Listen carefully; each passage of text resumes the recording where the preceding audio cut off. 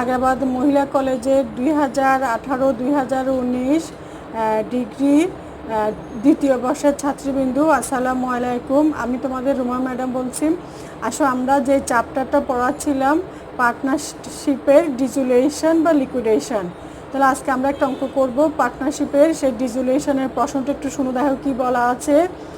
A, B and C are partners of the firm sharing profit and loss equally. The balance sheet of the firm as on 31st December 2080 as follow. তাহলে asset কি দেওয়া আছে দেখো, cash, account receivable, stock, investment, furniture, machinery, premises, total 1,07,000।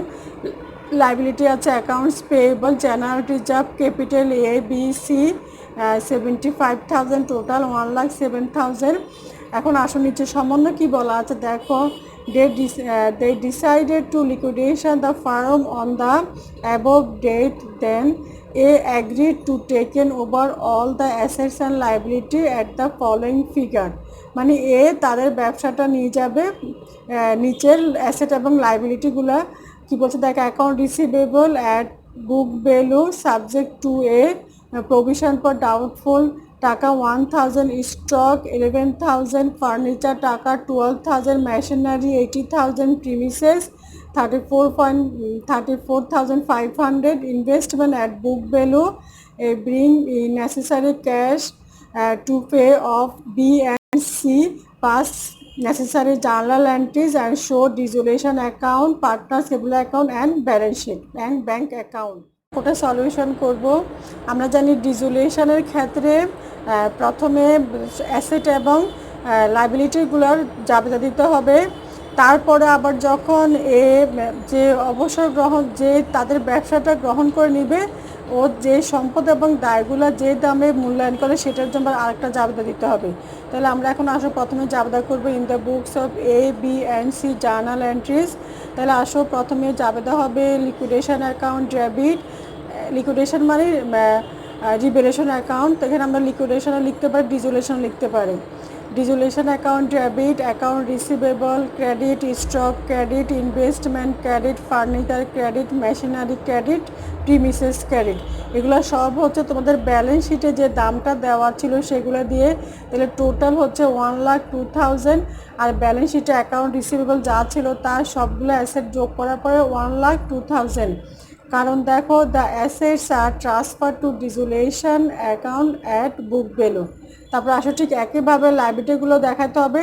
তাহলে liability শুধু একটাই আছে, account payable debit liquidation credit 20,000, the accounts payable transfer to dissolution account at book value. তারপর আসো প্রশ্নের জেনারেল রিজার্ভ ছিল, সেটা লিকুইডেশনে যাবে না, সেটা পার্টনারদের মধ্যে ভাগ করে দিতে হবে। তাহলে general reserve debit A's capital credit, B capital credit, C capital credit 12,000, তারা equally 4,000 to general reserve amount transfer to capital account in the equally. তারপরে আসো অ্যাসেটের যে দামটা মূল্যায়ন করা হয় সেটা জাবেদা, সেগুলো কে গ্রহণ করে নিবে, এ গ্রহণ করে নিবে। তাহলে জাবেদা হবে A's capital account debit liquidation অথবা রেগুলেশন অ্যাকাউন্ট অথবা dissolution account credit the assets taken over by A as follow. তাহলে অ্যাকাউন্ট রিসিভেবল এটা stock, investment, furniture, machinery, premises, total হচ্ছে 1,05,000। এটা এ গ্রহণ করে নিচ্ছে। তারপর এবার হচ্ছে আমরা করব যেটা লাইবিলিটির জাবেদা করতে হবে, এটাও এ গ্রহণ করে। তাহলে জাবেদা হচ্ছে liquidation account debit A's capital credit, the liabilities taken over at following figure, accounts payable 20,000 আর প্রভিশন ফর ডাউটফুল 1,000, টোটাল হচ্ছে 21,000। এটাও এ গ্রহণ করে নিচ্ছে, ঠিক আছে। এবার আসলে লিকুইডেশন অ্যাকাউন্টে লস আসে সেটা জাবেদা, সেটা আমরা খতিয়ানটা পরে করব। আগে আসলে জাবেদাটা করে ফেলি। A's capital debit, B capital debit, C capital debit, liquidation credit. তাহলে ওদের লস আসতেছে 2,500, এটাকে ইকুয়ালি ভাগ করলে 834, 833, 833। The loss on dissolution transfer to partners capital account in the profit sharing ratio.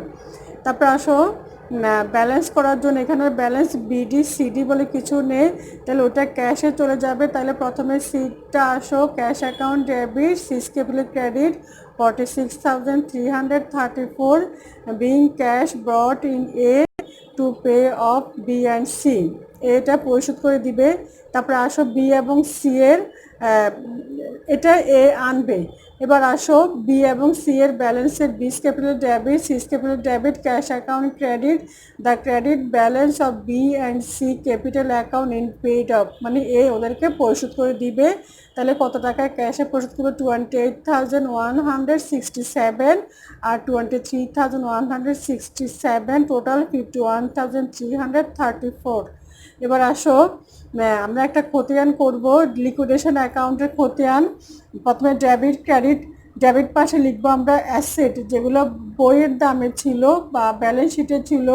Sunday asset, account receivable, stock, investment, furniture, machinery. আর credit পাশে লিখবো আমরা লাইবিলিটিগুলো, অ্যাকাউন্টস পেয়েবল শুধু আসবে।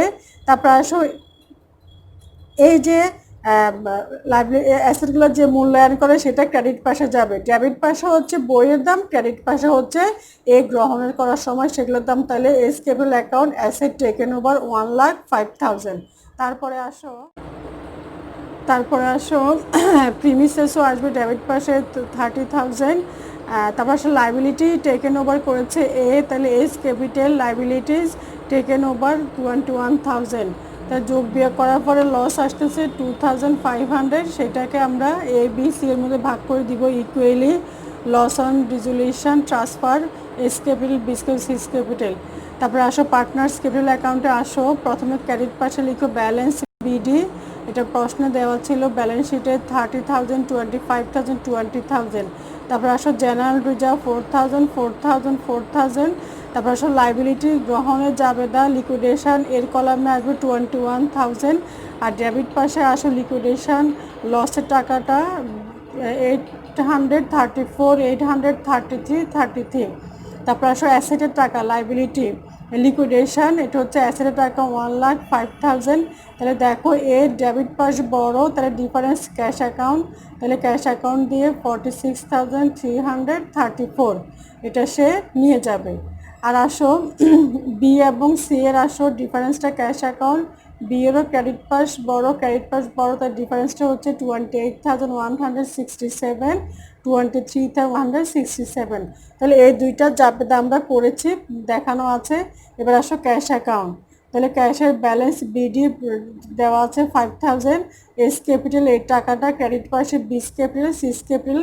তাহলে দেখো ক্যাশের দুই পাশ মিলে যাবে, তাহলে টাকা হচ্ছে 51,334, 51,334। তাহলে মনে রাখবা ডিজুলেশনের ক্ষেত্রে ব্যালেন্স শিট করার দরকার নেই, কারণ তাদের ব্যবসাটা বন্ধ হয়ে যায়। সেজন্য ক্যাশ অ্যাকাউন্ট দিয়ে যা টাকা পাবে দিবে, আর বি এবং সি টাকা নিয়ে যাবে। তাহলে এই হচ্ছে আমাদের অঙ্কটা, তোমরা বাসা মেয়েরা প্র্যাকটিস করবা। ভালো থাকো, সুস্থ থাকো, আল্লাহ হাফেজ।